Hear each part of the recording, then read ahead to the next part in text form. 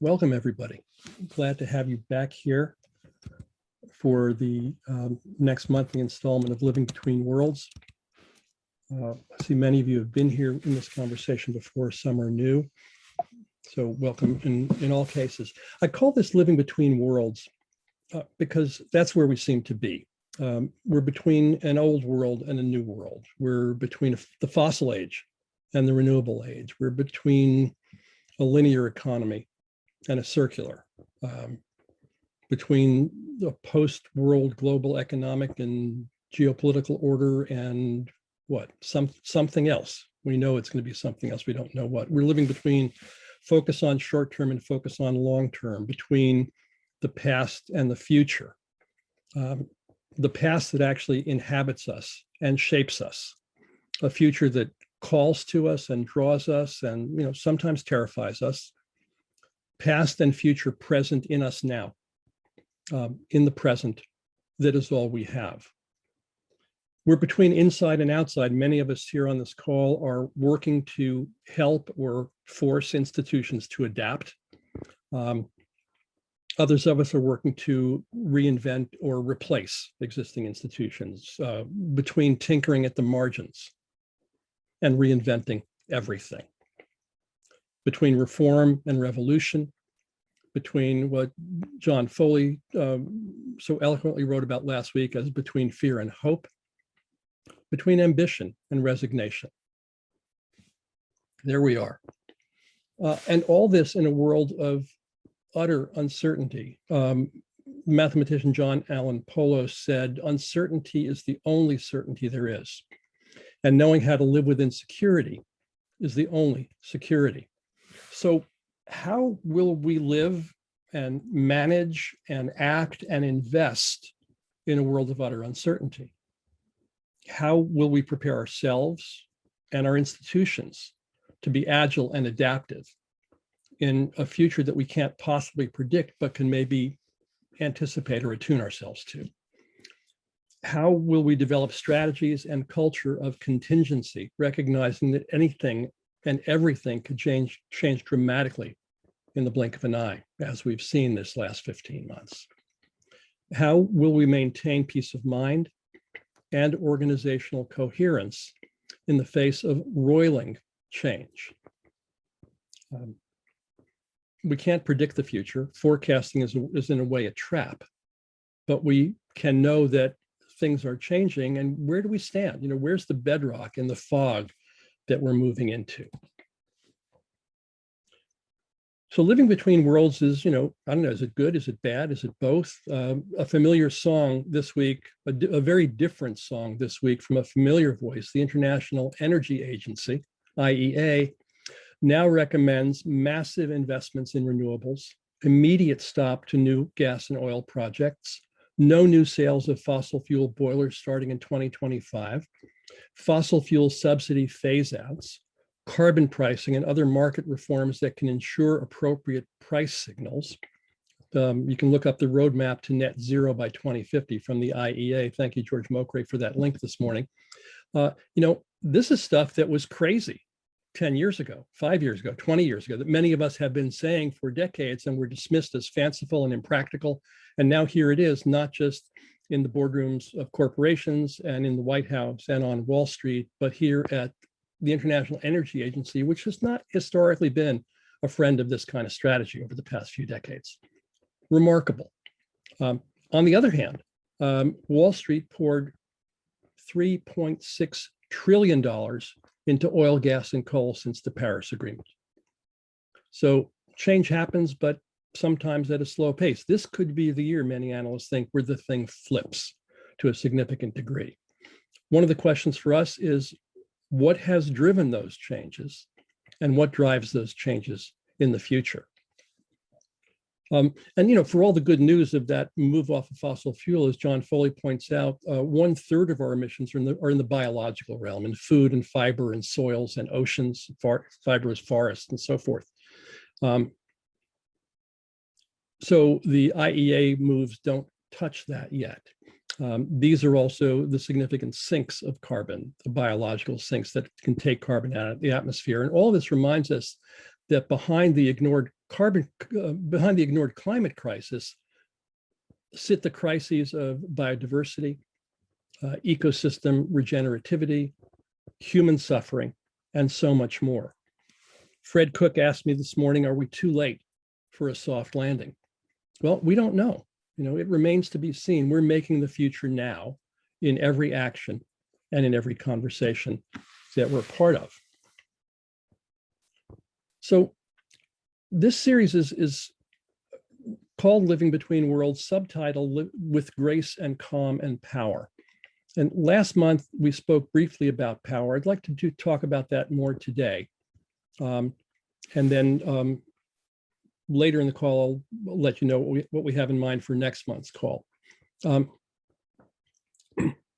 So what is power? Let me ask if anybody wants to speak to that.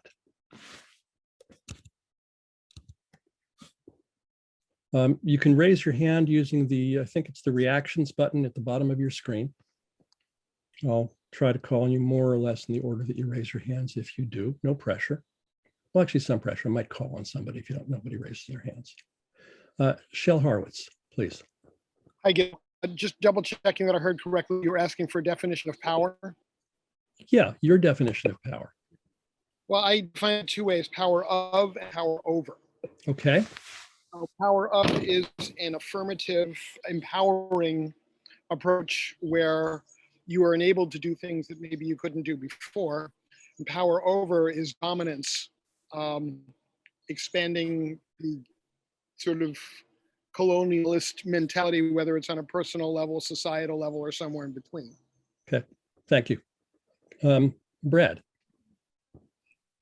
Hi, everybody. Brad Warren, Castro Valley, California. I like a definition I heard several years ago. Power is the ability to act. Okay. Very good. Thank you. Carolyn Raffensberger. Hi, Carolyn Raffensberger in Iowa. I once asked a Navajo medicine man what his definition of power was, and he didn't even give the usual long pause before his answer. He said it's when you have the ability to speak with all of the creatures and they have a willingness to communicate with you. And it occurred to me that power is communion, which Susan Griffin, the wonderful writer, has talked about power as communion. Thank you. So, Carolyn, what comes from that? What emerges from that communion that you might call power? Well, I'd follow up on the previous definition that it's our ability to act. It's our ability to work in concert. It is to make harmony and to do things in concert. Right. Shel, is your hand up again or still up? Okay, you're muted, but you can lower your hands using the same way that you raised it. Okay.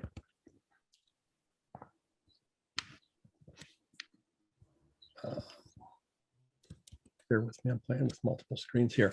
In physics, power is the capacity to do work, or we could say the power, the capacity to get things done, to make things happen, make things move, what have you. Gregory Bateson talked about power as living in bottlenecks of information, really the antithesis, Carolyn, of communion. In our lived experience, I would say that it's a tangle of emotions and judgments about power, but also a lived experience that both creatures, us and all our relations, and the institutions and collectivities that we form have the capacity to do things in the world, to make things happen, to get things done, to engage in changing something. Although there's a power in stillness also, isn't there? And it's also the capacity to accumulate the capacity to do things in the world. So there's a reflexive level to this. There's power to accumulate power. And, we accumulate these capacities differentially, unevenly. We might, we think about it as Shel said about, power of or power with and power over as an important distinction for many of us. We might dream of power as being equalitarian, but it isn't.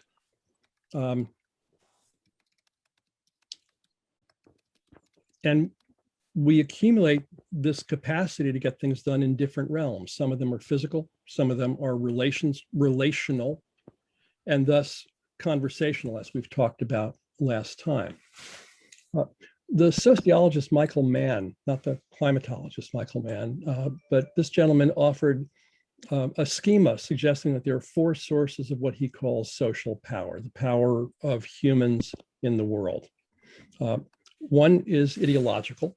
See if I can pop this on screen for a moment for you.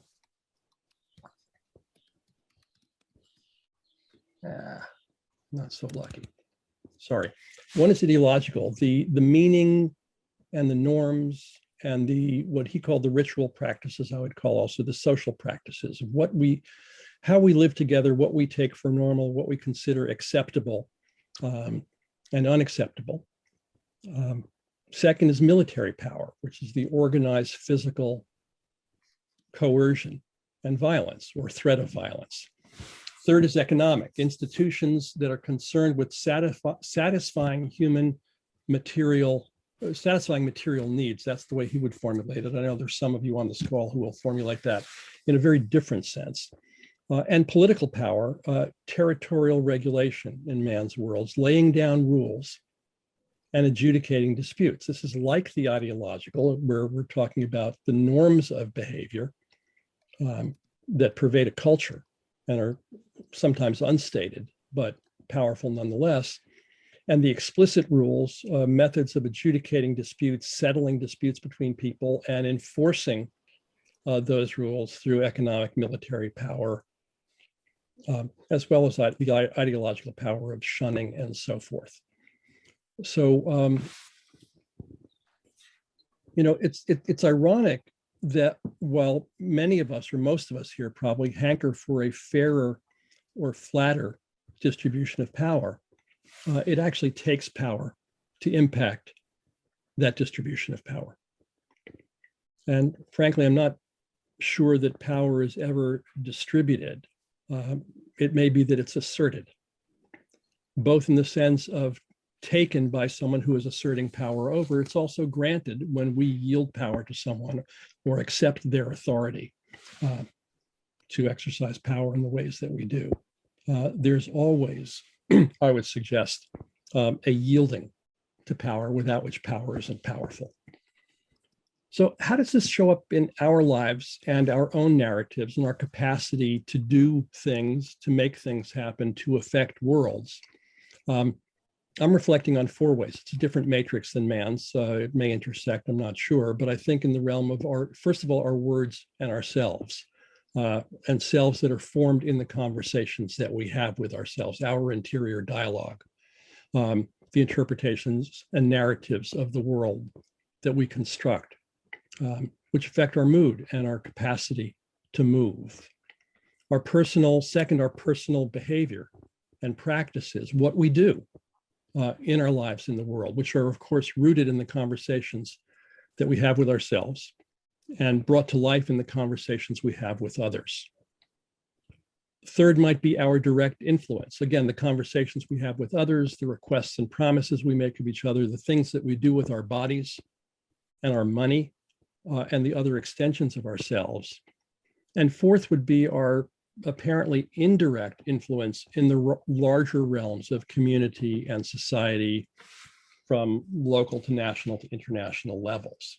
So our own words and internal conversations, our behaviors and practices, our influence on others, relatively direct influence, and our more indirect influence in larger realms.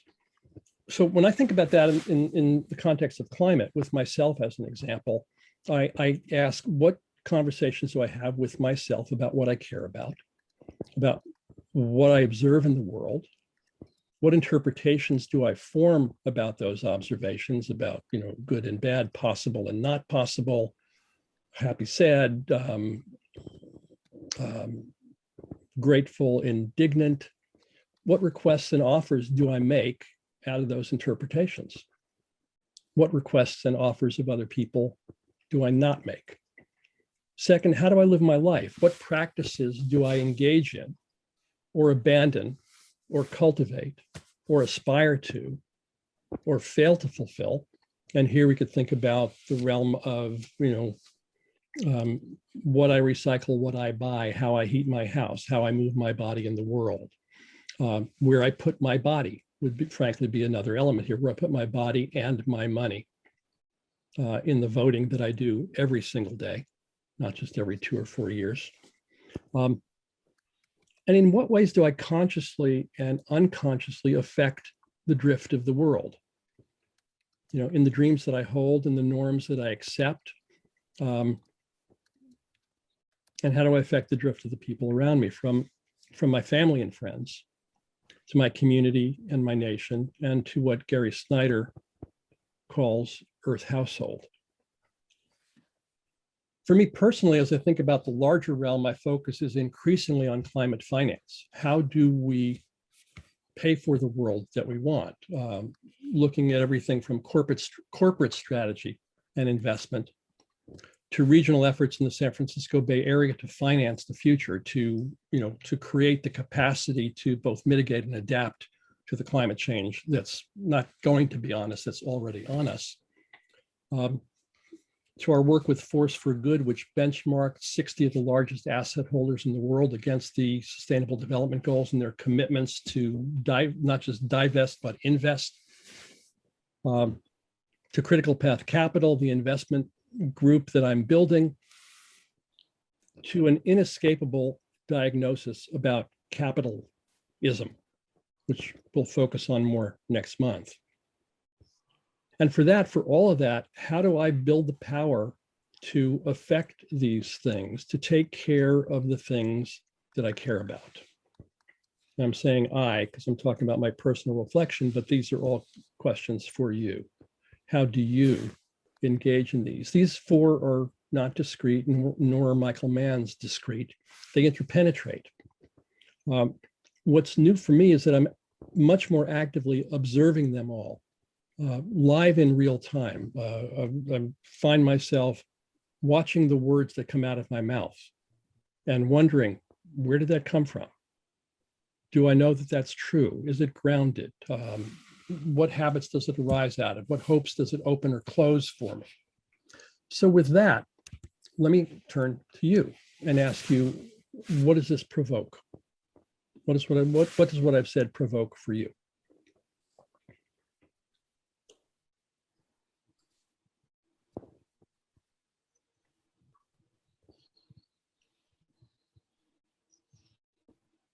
And no rush. There was a lot there, and it's fine if we can reflect in silence for a few minutes. It's just as good.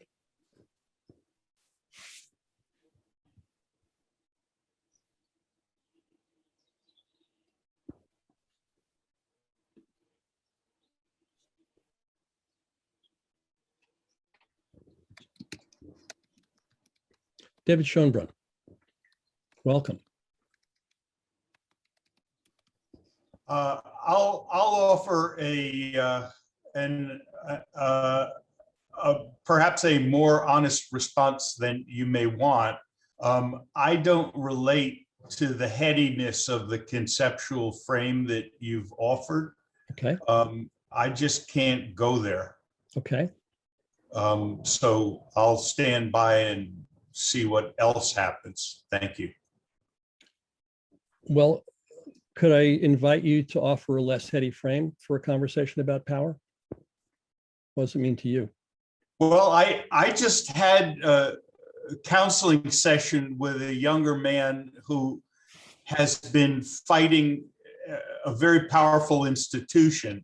Okay. And my message to him was, they have proven that they're not in the slightest bit interested in what you have to tell them. And the first job that you have is to deal emotionally with the immense disappointment of knowing that others don't care. Mm-hmm. And what's the second job? I'm sorry, I didn't catch that. You said that the first job was coming to terms emotionally with that disappointment. What's the second job? Is to look out honestly at the trends that are in front of us and to acknowledge this is not going anyplace good, and to find whatever level of peace one can find in the present and in sharing and caring here. Mm-hmm. And if I could speculate, David, we've known each other for a long time, and I'm going to speculate there's a third job, because I know that you spoke about this in the last call. You have an assessment that things are not going well or not going to go much better, and yet you're actively engaged in trying to affect how the future unfolds. And it's an interesting contradiction to hold. Yes, No expectation of success, and yet you are engaged. exactly. Could I put you on the spot and invite you to unpack that a little bit? And you're welcome to decline if you don't want to. But I think it would be. No, I think it's incredibly important. Yeah. It gets down to who I am as a spiritual being. Mhm. I feel like I have skills and passions that I have put into effect for what I understand as the betterment of humanity, Mhm. which hasn't expressed much in the way of interest, quite frankly, and active hostility. I like to conceptualize it as I'm working for the man. And so I'm just staying in the present and doing what I feel drawn to do, without expecting that it's going to change the larger picture. And that seems to be enough for now. Okay. I've got some thoughts in response, but I'd like to go walk around the room and let other people talk first before I respond directly to you. Thank you for that. Thank you for being forthright about it. Margaret Covington, hi there.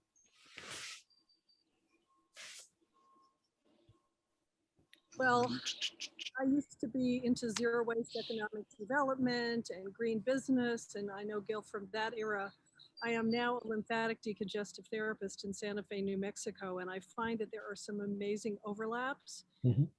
in these conversations. And David inspired me to raise my hand, because I will say that I say that and the lymphatic system is essentially the home of your immune system. And right now with COVID, I obviously that's a bigger deal. It's more people. Could you speak? Can you hear me? Yeah, you're a little weak and choppy, but keep going. I'm sorry. I'm at a very noisy location. I'm trying to mitigate that as best I can. But what I'm finding is, with David's comment about emotions, I would add that I find that emotions and lymph and immunity are inextricably linked. Mhm. And that, Gil, what you were also saying, well, I'll just go. So, but I'm seeing a lot of my clients currently, for the last several years, really working on clearing multi-generational traumas. Mhm. And they're doing it to help their own body. Mhm. But I find that if we're talking about the field, all right, like Greg Braden talks about, or some of the other, I guess, quantum folks are talking about, I really believe that if we change us, and we can do it for ourselves, but it also impacts everything else in the field. And that our emotions, if we stay calm in this VUCA world, it influences other people. And I would say one of my key learnings in this time of speaking of power is to notice that a thank you goes a long way these days. And that anger, or being quick to anger, is more difficult. And I see that like in the grocery store line, or when somebody just says thank you, it has a big change. So I will say some of these power pieces to me are self-empowerment in a way that I am self-empowering myself, not to have power over. I really liked that, that thought at the beginning. But that it is self-empowering, that I get to be more me, and I can be calm and flexible and conscious. I think that's enough. I go kind of this is good. And, you know, folks who've been on the calls before know that I'm not above cutting people off when they go too long, just to try to manage the flow. So I thank you for that. You know, when someone says thank you to you, when someone says thank you to me, it's not just the words. And it's not just what we might call the emotions, but there are actually physiological changes happen in my body. My blood chemistry changes in the moment. My neurobiology changes in the moment. And this happens with any of us interacting with each other. It's happening right now with, you know, 50, whatever, 100 people on this call, is that we are, you know, separate bodies on separate screens on this matrix of screens, but yet we're in a neurological interaction of affecting each other. And it's worse than that too, because we then build an interpretation of those changes that happen in our body. I was working with physical therapists, brilliant physical therapist over the past couple of years. And we were doing a new exercise and I felt pain in my leg and I told him so. And he said, actually, you're not feeling pain. And I thought, what the are you talking about? Of course I am. He said, no, what your nerves can read, what your nerves can perceive is two things. They can perceive pressure and temperature. You know, if you cut your leg, there's going to be a change in pressure. The nerves will perceive that. The brain interprets that as pain and get me out of here, I'm in trouble. But, you know, if you've ever been an athlete, you know that there's a kind of pain that you play through. If you've worked out in a gym, you know there's a kind of pain that is involved with the breakdown of muscle tissue that can then be reconstructed more powerfully. And if you tell yourself a story, this is pain and dangerous, you stop and don't work out and don't develop yourselves. And if you tell yourself a story that this is a physiological reaction to a set of symptoms that I can tolerate and I am safe within and I'm going to pursue them anyway, different story. That's happening all the time as we encounter each other and encounter the world. And now I've gone on too long. So Bruce Preble, please.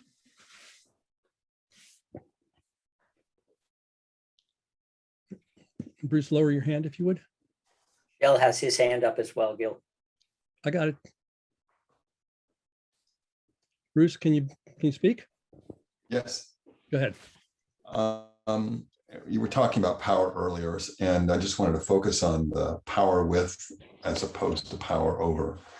And for me, what I notice about that is that a source of that, of power with, has to do with an ability to see something larger than my own point of view or my own perspective on things, an ability to, you know, the visionary view, even the prophetic view of seeing future, of seeing possibility.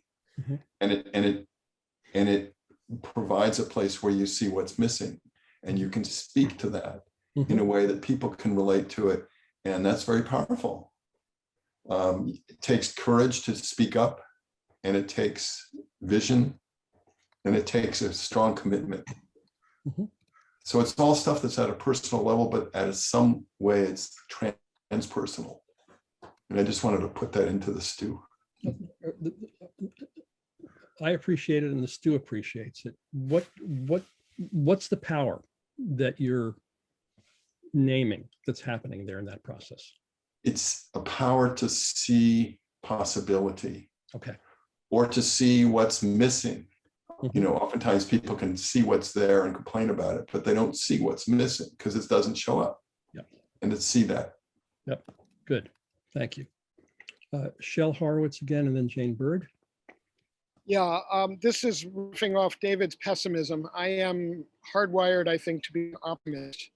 And I see that we have many instances in which we actually can and do make a big impact.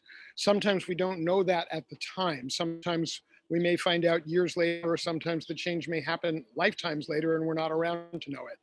But I am going to just turn my camera for a second. This mountain behind me is Mount Holyoke in Hadley in South Hadley, Massachusetts. The mountain next to it, which is not in sight from my yard, a developer in 1999 announced that he was going to put 20 McMansions on that hill that would have been visible from the top of this mountain that always wins the best place to take an out-of-town guest in the local newspaper readers poll. And while most of the people in my area who had credibility were saying, oh, this is terrible, there's nothing we can do, my wife and I went out and organized a movement and up the thing, and we did it fast. It only took 13 months. Even I thought it would take 5 years. That was a situation where I was aware of my impact, but there have been many others where I found out years later that I made a difference. Or in one case, when I was a college student and a fellow student told me basically that I was being an asshole, it stung at the time, but I kind of sorted it through my brain, decided he was right, changed my behavior, and got to thank him 20 years later at a reunion.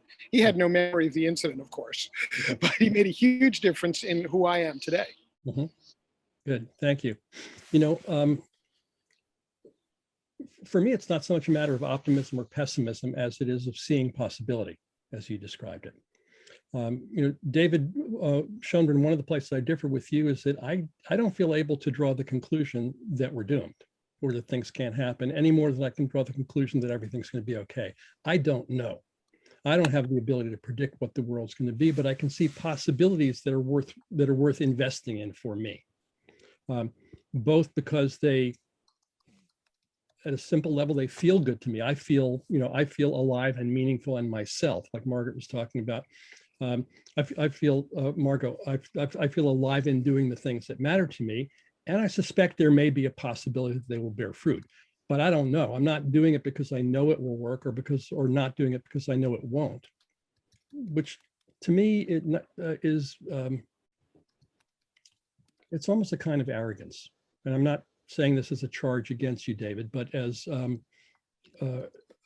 beyond my capacity to think I know how the future will unfold. If I was that good at that, I'd have made a ton of money in the stock market and playing the ponies. And there's a different game afoot here. Jane, I'm gonna hold you for just a second and let David respond. I think you missed the nuance of what I was saying. Maybe so. I'm not a pessimist. I'm just looking at what I see as the facts and projecting the trends. But I'm not drawing a conclusion from it. And I think that's the critical distinction here. Yeah. I'm continuing to act as if maybe something can happen, something positive. Yeah, as you've been doing for as long as I've known you, which is what, like, coming on 40 years. And at the same time, not attaching that to result. Yep, gotcha. One of the things fascinating to me is that, you know, any group of people can look at the same trends and draw different conclusions from them, different interpretations from them. So there's that too. Kevin, I think you're raising your hand. Let me go to Jane first and then to you. You're right. Okay. Jane Bird, you got to unmute. And if you would lower your hand.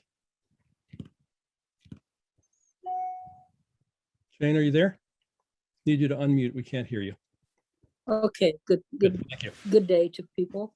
I am so, I'm married to Gil and I'm in Berkeley. I'm so attuned to what Carolyn said about power being in communion. And what passes between us is a level of social agreement for various things. That's one thing that passes between us. And there's enormous power in that. And I think a lot of the nervousness that we feel in the masks coming off for some people and not knowing who is COVID vaccinated and who isn't, the nonsense that's going, the political nonsense in Arizona over the fraudulent auditing of the votes. The level of social trust and mistrust is very much a matter of communion, and what we think and hold privately in our emotions towards one another shows up beyond us in the big picture of whether we consent to our form of government and way of life or we don't. And I'm reminded of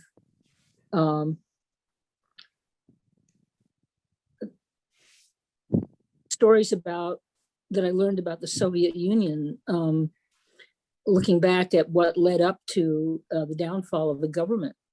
And there had been decades of total fear and the KGB spying on people, and their communications and what passed between them as a population had to go underground, and they lived and spoke in all kinds of social codes.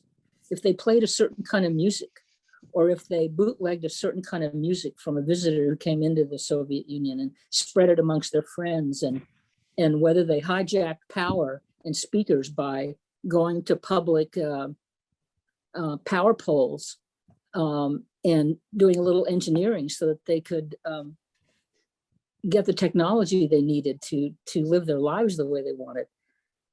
At some point, the KGB officers and the soldiers who were responsible for maintaining the public order of, you can't say that in public and you can't do such and such, you can't go in that bar, it vanished. The social agreement changed. What passed between people utterly changed. And the decision to allow the Beatles to come in and do a concert in the Soviet Union had a massive impact on people. And it was a dangerous foray of the government into the possibility that things might drastically change. So I think what we're doing and the possibility of the internet and people sharing their thoughts and feelings, that's just incredibly powerful. And whether our way of life changes is showing up now in the social agreements we're practicing with each other. And one of them that I think is really important is giving enough empty space in conversations for people to listen deeply to themselves, in addition to the person who just spoke, to listen deeply to all the animals. I'm the evolutionarily selected representative of trillions upon trillions of collaborating organisms and cells, most of which are not human genetically. And my congressional people are elected representatives of hundreds of millions of Americans. And my God, what if I were as intimate with my Congress people as I am with my skin cells?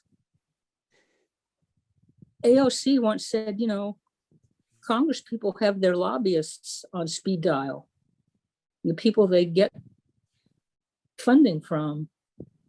And here you are, the power of the American people. Do you have your representative on speed dial? Do you hold them in your heart?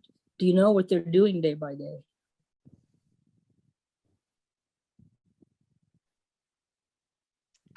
Thank you, Jane. Kevin, let's give it a moment for that silence before we go to you.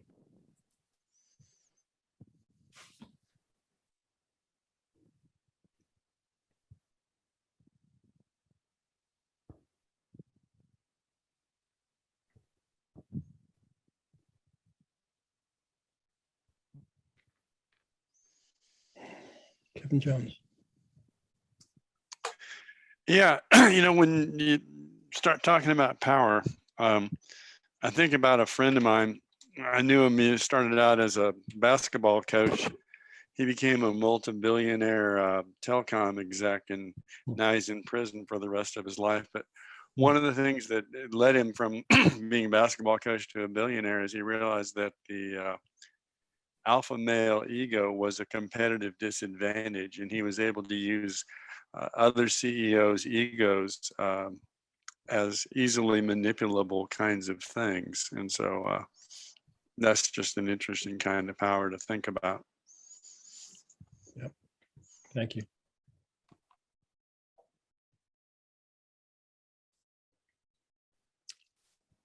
Herman Gear. Hi, Jill and friends. Hello there. I want to build a little bit on David Schonbrun's perspective, and it's related to where I think our power may actually come from, that he's pointing in an interesting direction, or in a direction at least that I'm struggling with. And that is the possibility, the power that comes from seeing the truth as we can project it. You know, we don't know quite yet what's coming, but every indication that we have tells us that we're going to live in a world, or our grandchildren at least are going to live in a world above above 4 degrees Celsius. What would happen if we say everything we do, all the little tweaks we're taking are not enough, right? The methane is pouring out of Siberia. The Gulf Stream is, shifting by many percentage points from where it used to be. That these are the realities we are now facing. And what happens to our power when instead of saying we need to fix this, we need to go to to net zero, imagining these possibilities, making commitments to things that will never happen. They're not on track to happening. The machine within which we live is not adaptable to that level. We're at 420 some parts per million now, going up by 2 to 3 to 4 parts per million in the foreseeable future, no matter what we do. And into that pour all these other things where nature's finally saying, we got it, we're warming up, let's all pour out the stuff out of nature, right? Our forests are burning, et cetera. So the question that I'm struggling with is, what if we decide, what if we speak to that reality as if it were so? As if we said, this is what it's going to be. The way we speak to the possibility of going to Mars, right? Mars does not depress us. The possibility of traveling to a strange place is actually encouraging a kind of inspiration, a kind of energy that's filled with creativity, with engineering, with all kinds of stuff that says we can do this. And my hunch is that if we say this is the reality we're facing, we would start to think differently and say, how do we make that a livable world for a humanity that would be completely different from where we are today? So that's how I heard David a little bit. That's, I'm riffing a little bit on where he was going. And I think there's something to that, at least for me. Thank you. It's how I hear Greta Thunberg a little bit, right? When she says, you, meaning the adults of the world, meaning us, you're not dealing with this crisis as if it were a crisis. Right.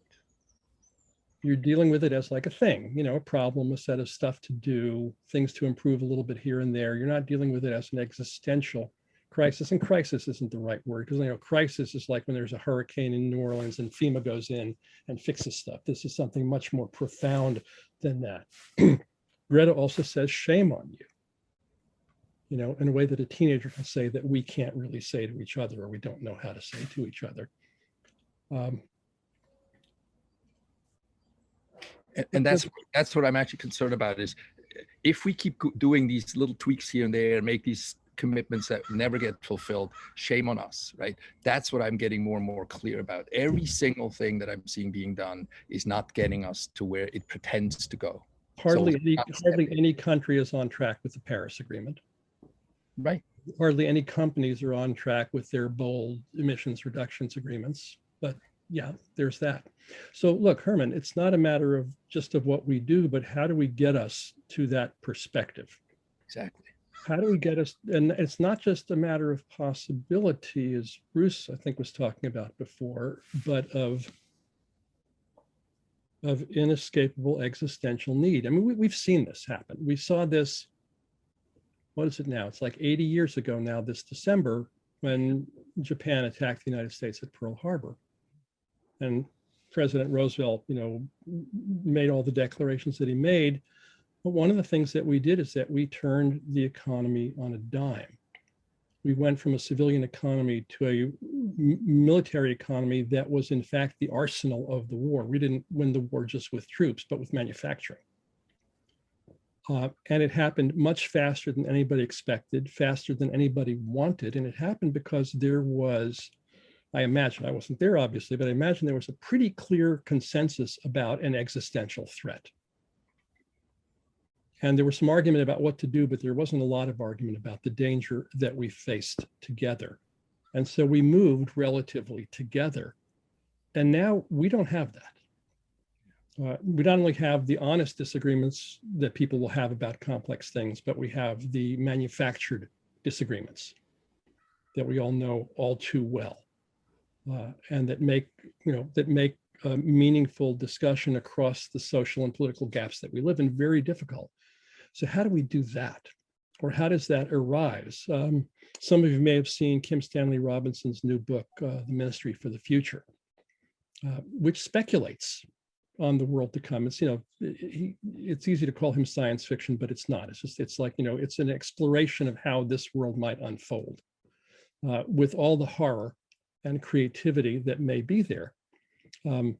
So, sometimes we get to it through literature and poetry and music rather than through political debate. Sometimes we get to it through, Herman, all the little things that we do, they're not enough, but they're contributing to something that is shifting. Back to what David said before, I'm not going to argue optimism here, but I do observe that, and you've been in this conversation too, many of us have, that things that we've been saying for decades, which were dismissed as utter folly and fancy, are now on the table with trillions of dollars moving in their direction and social norms shifting. So change happens in these multiple ways. Is it enough? I would share the same assessment with you. No, hell, it's not. But,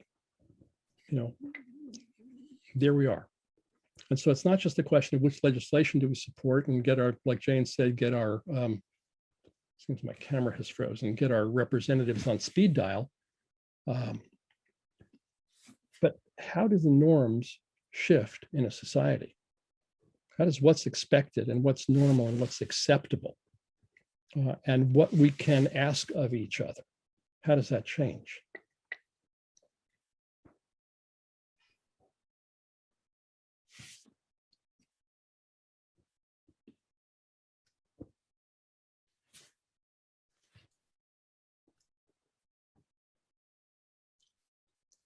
While you're figuring that out, Carolyn Raffensberger asked a question in the chat, which I'd like to, Carolyn, with your permission, I'd like to share with the group. Actually, why don't you ask it? I asked when people have felt like they had power. I've got some hypotheses on that, but I know that when I was asked when I have felt that I was powerful was an important question. And one thing in this group that I would hypothesize, it's when our unique gifts matched the problem that we had identified in the world. And we were actually able to use those gifts to address that particular a problem. But the one time that I can think of that I have felt absolutely powerful was about 6 or 7 years ago. I met a homeless man on the street. He'd been in prison for 22 years in Minneapolis, some of the same problems that George Floyd had. And I gave him some money. And out of that relationship, we became friends. And he is now no longer homeless. And he has not robbed another bank because he hasn't needed to. Because he was able to get a house, because he was at home, he was able to get a job. And I helped make that happen. It was one small person's life, and who's now one of my dearest and best friends of all time. I felt immensely powerful, in part because of the shining soul that man is. But so that's sort of the genesis of my question. When do you feel powerful? When have you been able to make a difference in the world that was just, gigantic for another soul, for the world, for yourself? let me separate those two questions because they're a little bit different. One is when, and I'll ask this of everybody in the room, when did you feel powerful in whatever sense that means for you? And one way may be that you made a difference in somebody's life in a tangible way that you could see, but that may not be the only way. Fair enough, Carolyn? Oh yeah, it was just an example. It was not the only way. It was an example. I felt powerful. So for any of you, tell us about one time where you felt powerful, or I would say maybe where you felt fully alive.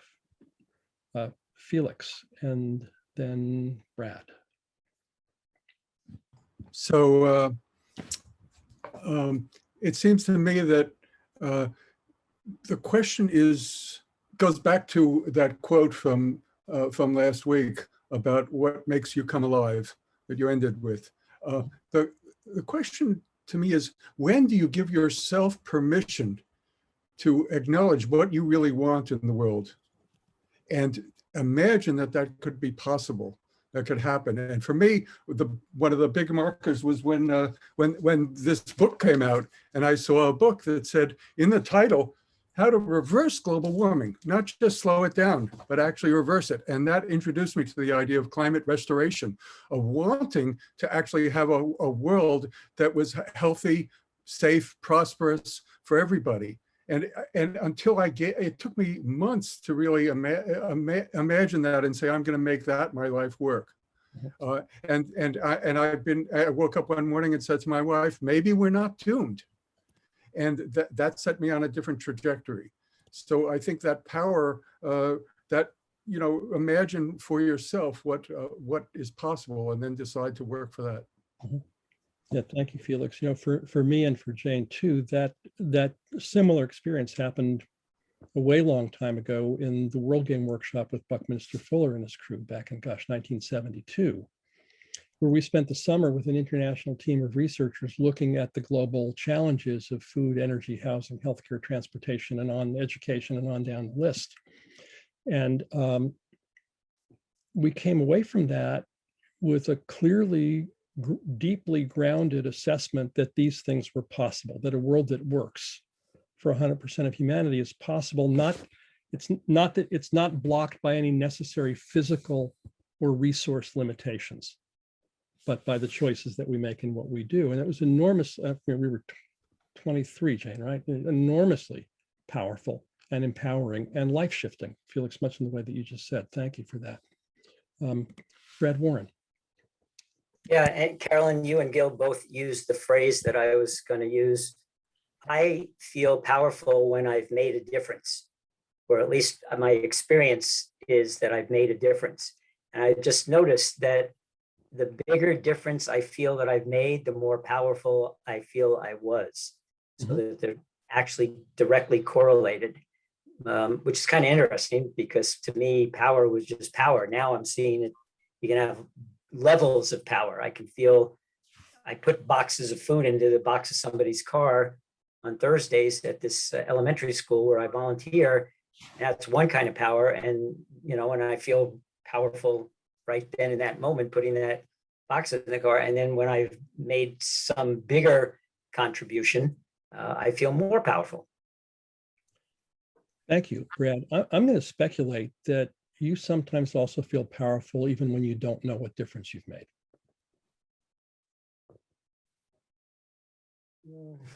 Well, I'm guessing. Yeah, if I don't see the way I'm wired, if I don't see the result, then it's hard to correlate the feeling. Mm-hmm. So for me, I need evidence. Mm-hmm. So, here's evidence. It's a box of food. This family says thank you. Maybe so. I would invite you to reflect on that, offline. And I mean, it's just speculation, might be wrong, but have a look. Shell, I see your hand up again. Yeah, I find that I feel powerful when I take responsibility and step forward and don't say, there's nothing we can do.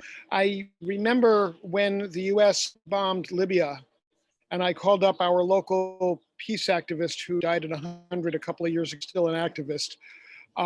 And I said, well, where's the demonstration? She said, there isn't one. And I just said, at the courthouse. I was the only one who showed up that first day. I I showed up again the next 2 days. By the third day, there were a handful of us. There was an actual real demonstration. And I noticed that the crowd had changed from jeering and booing as they went by to thumb upping and gentle horn honking. And I felt like maybe I helped to shape some minds there. Mhm. And I felt thrilled.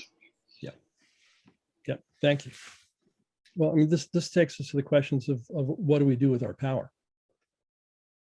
You know, what moves do we make? What actions do we take? You know, Carolyn made an offer to a man she didn't know, a person she didn't know. I don't know who this was. You know, Shell responded to a request from a friend to come join him somewhere and stand somewhere.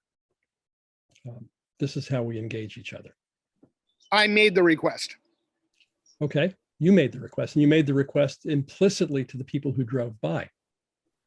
Like, here I stand, you can join me. Would you join me? So, you know, for me, the question that complements Carolyn's of when have you felt powerful is what have you done out of that power? Or, you know, or what have you not done? All of us choke sometimes. We don't always do the things that we see are possible or want to do or think we can do. Kevin.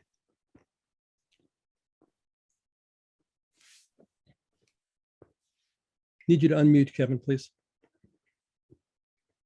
Yeah, I saw this problem of about 7 years ago of friends and family funding that didn't exist for entrepreneurs of color, that like it did for me. It was working with 2 different accelerators, one in Oakland, one in Cincinnati, and we said, let's solve this with a Kiva loan. You know, we're $25 and you get 25 people to put up the money. And nobody in either of those accelerators, about 50 people, could put up, had 25 friends at $25. So I've been working on that. And we created a thing called the Runway Project, and working on a second thing. And anyway, I've got one now that really works, and we raised a quick $1 million, and we're looking to replicate it. So it's working on a problem and getting recognized, getting the money, and getting to replicate it. So that all, you know, been, you know, 2 versions weren't good, and the final version people are clamoring for. So Great. That makes you feel powerful. Yeah, absolutely, absolutely. Kevin, related to the stuff you're talking about, someone asked in chat, I'm sorry, I missed who it was. They asked, how might community banking and investment impact questions of power in the larger economy? Yeah, usually banks don't go down to the people who don't have money. So we're doing, you know, philanthropic capital to equity and paid back by revenue share, and then you become bankable. So it's a real hidden gap. 90% of Black-owned businesses are sole proprietors, but there's almost nothing for them. But there's lots of things for startups, and there's things that are loan funds, and there's this gap where 90% exist and nobody focuses on it. Yep. So yep. Banks are useful at some later stage, but most people don't get there. The banks have too much friction in their systems to look down to the bottom of the pyramid. But as Prabhalad, you know, a couple of decades ago, there's an enormous amount of resource at the bottom of the pyramid. It's in very, very tiny pieces. Mm-hmm. You can't aggregate it through the normal mechanisms of banks. You have to aggregate it through the kind of mechanisms that Kevin is talking about. Yeah. Thank you, Kevin. Heather Tischbein, welcome. Thank you. What's coming up for me about how I use my power is 2.5 weeks ago, I was in the emergency room overnight and feeling scared and powerless and wondering if I was in another, you know, end of life moment. And there was no bed for me in the hospital, so they kept me in the emergency room for 20 hours. And the only thing I knew to do with myself was to just ask genuine questions of the caregivers who would come into the room, how their day was going, and try to engage them with what their life was like in the emergency room. And to listen to them with genuine interest and kindness and appreciation. And that was the only power I had, was to just, in a way, what Carolyn Raffensberger said about, was just to commune with the caregivers who were there to make sure that I lived through the night and whether or not I could go home. So there was that power of just listening and expressing appreciation. And when I was getting rolled out to go home by one of the caregivers, she thanked me for the kindness that I had extended to all of them. Mm-hmm. And all the twisted jokes that I was cracking. I mean, I didn't know what else to do except to just, try to crack jokes about everything. It was a very busy night in the emergency room, policemen, firemen, all kinds of stuff. And this one person said, "Thank you. You made our jobs so much easier. Just that someone took an interest in us and said, thank you." She said, most people don't do that. So I guess for me right now, I'm aware of the power of listening and the power of kindness, and that I have that power all day long, every day. I extend it to myself the least. So I'm learning how to do that for myself now that I'm trying to figure out how I'm going to manage my heartbeat so that I, can stay alive for another 30 years. Thank you for that, Heather. I'm glad you're here with us and you look well, and I'm Thank you. glad you've come through that. Listening seems such a simple thing, and you consider how often we don't do it. Both listening to ourselves, as you said, but this is clearly one of our challenges in the world of the United States of America right now. You think about all the people that we don't listen to, don't want to listen to, don't want to hear from, don't engage in.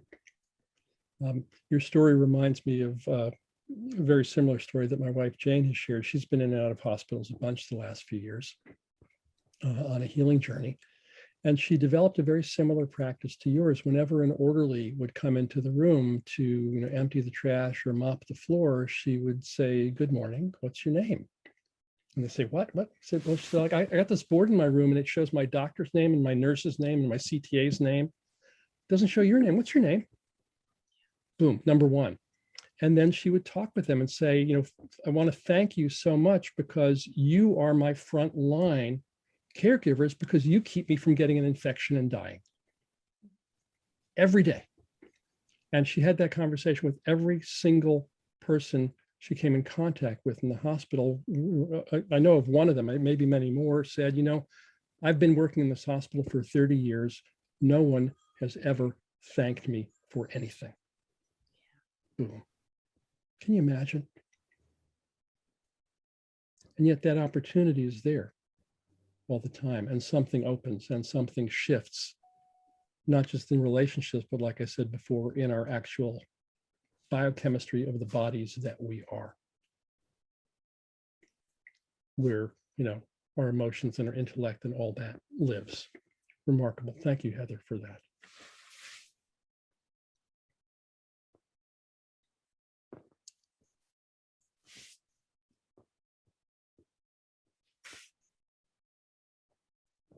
So, anybody else?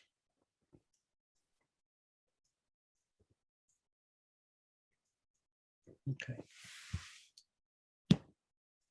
Well, thank you all. This is for me a very rich conversation. It opens up a lot of the dimensions of how we live between worlds and how we engage in taking care of the things we care about. I mentioned at the top of the call that one of the places this exploration has taken me. Oh, I'm sorry, David Morse. Let's hear from you first before I go on. Sorry, I didn't see your hand, David. Need to unmute, David, please. All right. Thank you. Yeah, I'm just taking a few notes, going back, and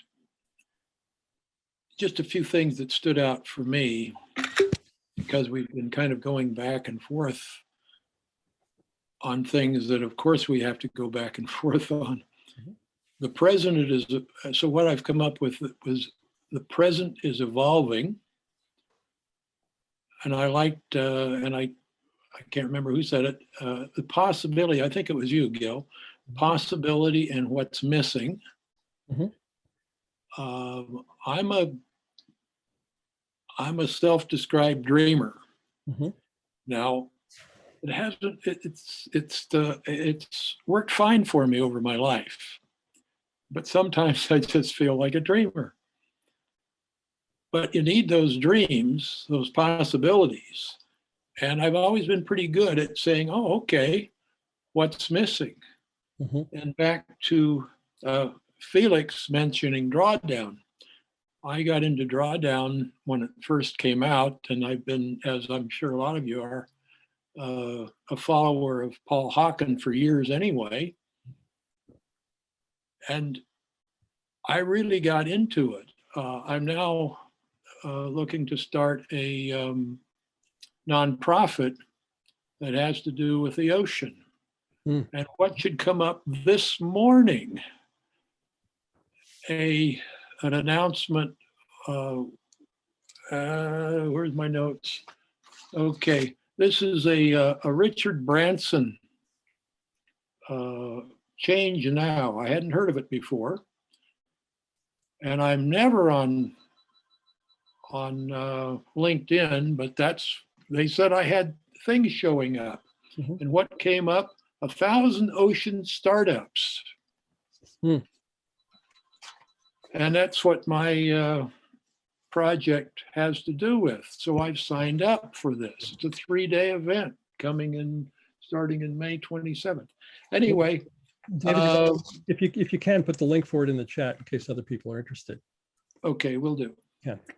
So possibility, what's missing, and the old saying, what if we're wrong? What if we do all this, make all of these improvements to life on Earth, and it just goes on like it always did? Gee, that'd be too bad if we just made all those improvements. We are moving in the right direction, and it's how we use our power. My 2 cents worth. Thank you for the 2 cents and the nickel behind it. Felix, I think I saw you had your hand up, but even if you didn't, let me invite you at this point to say something about active allies, because I think it relates to.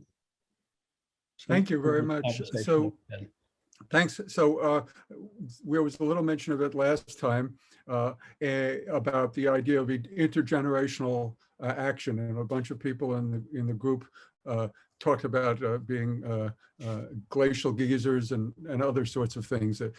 There's a lot of interest in this idea. And so I've started an organization, activeallies.org, and here's the elevator pitch. We're advancing climate action and justice through youth employment and intergenerational collaboration.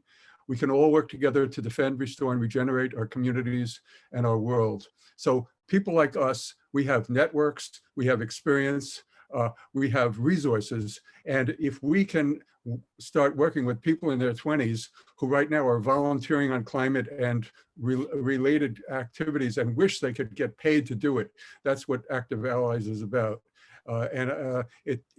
We've got proof of concept where we've taken 4 people and given them half-time jobs, and now they're all in different places as a result of that. And I've been looking for people in groups like this to be my brain trust advisors, and some people to help me get this thing started in a big way. And I think I'm onto something, and everybody likes the idea. Now the question is, can we actually make it happen in a big way? We've done. Bill McKibben recently said that after he left the board of 350, he said his next big thing is to get gray-haired people working on climate. And obviously, in this group here, there's no shortage of those. Here, the shortage is people in their 20s with whom we can work and learn from, as Gil said last time.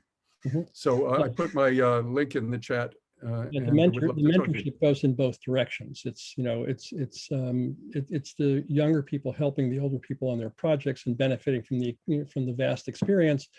It's also the geezers getting a shot in the arm and a kick in the butt. And I would just say that Gil has a bunch of things he's trying to do out of this.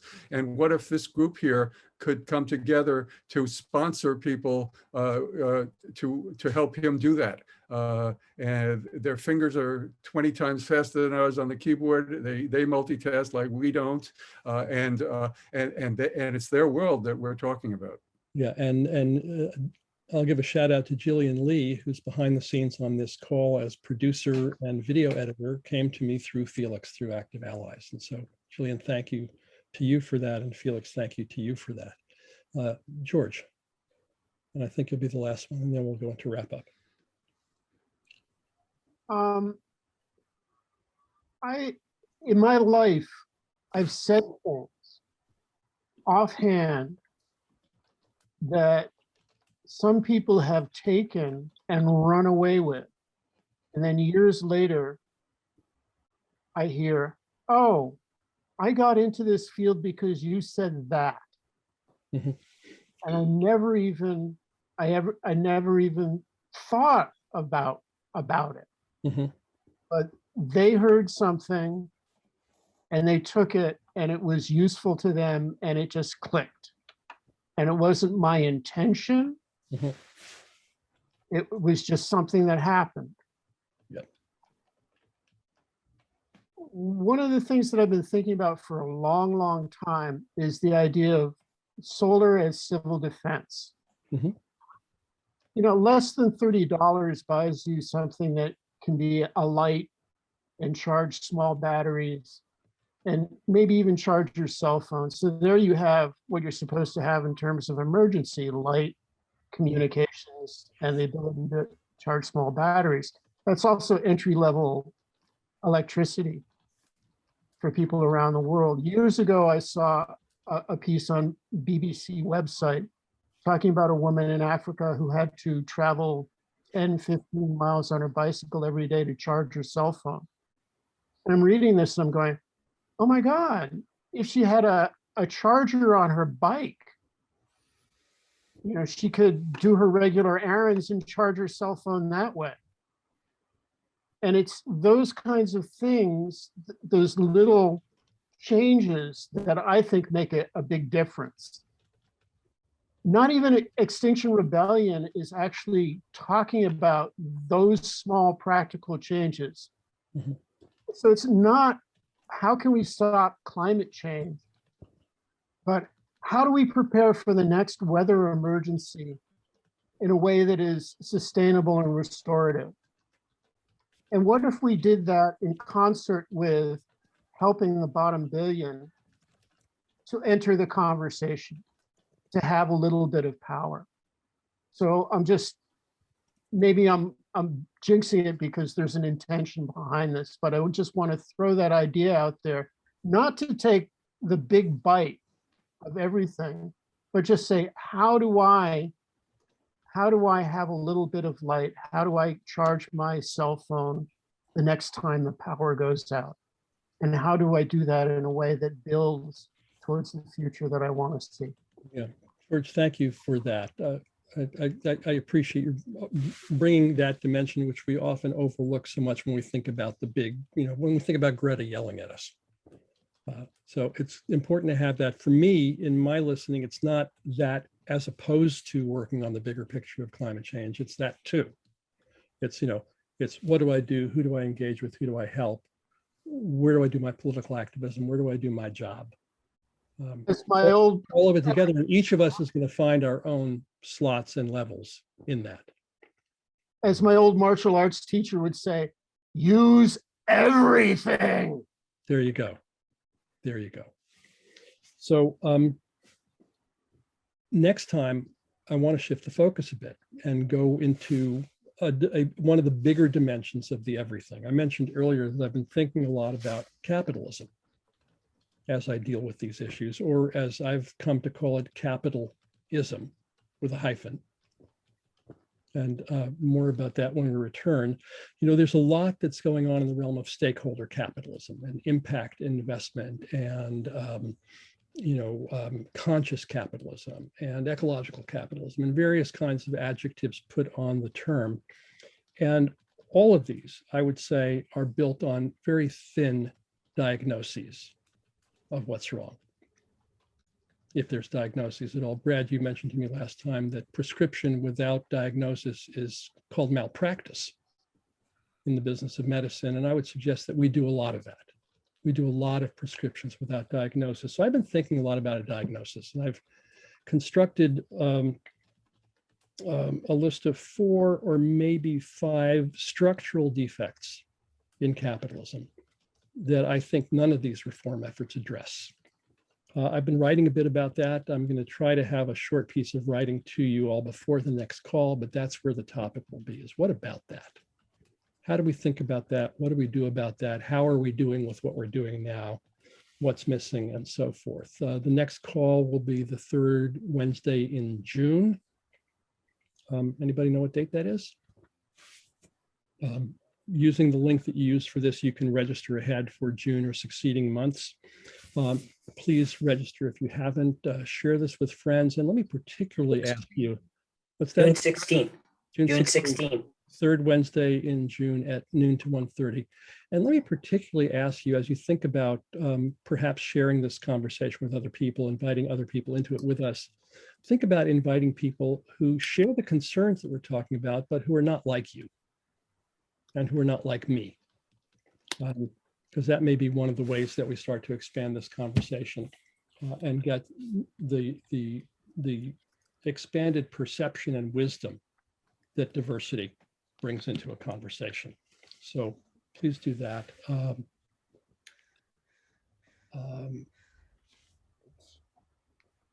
As Felix mentioned with Active Allies, brought me Jen to help with editing. I'm also looking for partners in my work as I both expand these conversations and some of the other initiatives I'm involved in. So if you know people who are editors, marketers, curriculum developers, entrepreneurs with the bandwidth or looking for a next project, operations people for making the things actually, making the gears mesh and things chug on the ground, I'm open for introductions and possible partnership, mentorships, internships, partnerships, many different ways to play. So I invite you who know me and know what my concerns are to think about that. And let me close. I may have done this last time, but I'll do it again. Before I do that, let me just remind you, there's been an extensive chat. Shell Horowitz, thank you so much for being the volunteer surprise scribe of this conversation. The 3 dots at the lower right-hand corner of your chat will let you save the chat. We'll also get it out to you, but it'll take us a little while. We'll post the recording of this call on my YouTube channel, as the first call is. That'll take a little bit of a while. So before I offer my close, Brad, I see your hand up. If you could be very brief. Yeah, I'm so glad you mentioned the word diversity, because I was actually looking at all the faces. We had 12 women out of 42, one of whom was Asian, and 1 Black man out of 42. So, and most of us look like we're 60 and older. So we got some work to do. Well, I think that's apparent to everybody who's looking at the screen, and that's why the request. I'm reaching out as widely as I can through my networks, but my networks are my networks. And same with all of us. So I'm imagining that each of us has ways to perhaps extend this conversation a bit. And I'm interested not so much in the optics of what the screen looks like, but I'm interested in what comes into the conversation. We have more variety of humans in this conversation. So I'll close with this. I want to ask you and invite you to reflect on this over the course of the next days and weeks. What do you care about? What would the world need to look like to take care of the things that you care about? What do you do each day to bring that world into being in your own life and in the life of the people that you work with and encounter clients and folks online in the supermarket. What do you do in terms of the clients and people that you choose to work with and the challenges that you pose to them and the requests and promises that you make to them? What about the investments that you make and the votes that you cast and the things that you buy in, the election for the future that happens every day? And what do you do in the conversations that you have every day, and the interpretations that you form from your encounters with the world and from the conversations that you have that you also encounter every day? Those are some of the questions that I'm living with all the time. And just bringing those to awareness and reflecting on these has added enormous richness in my life, and yes, has added a sense of power in how I stand and how I move and how I engage with others. So thank you for sharing this time with all of us today. Go out and do what you do, and do it powerfully. Thank you, and I'll see you next month.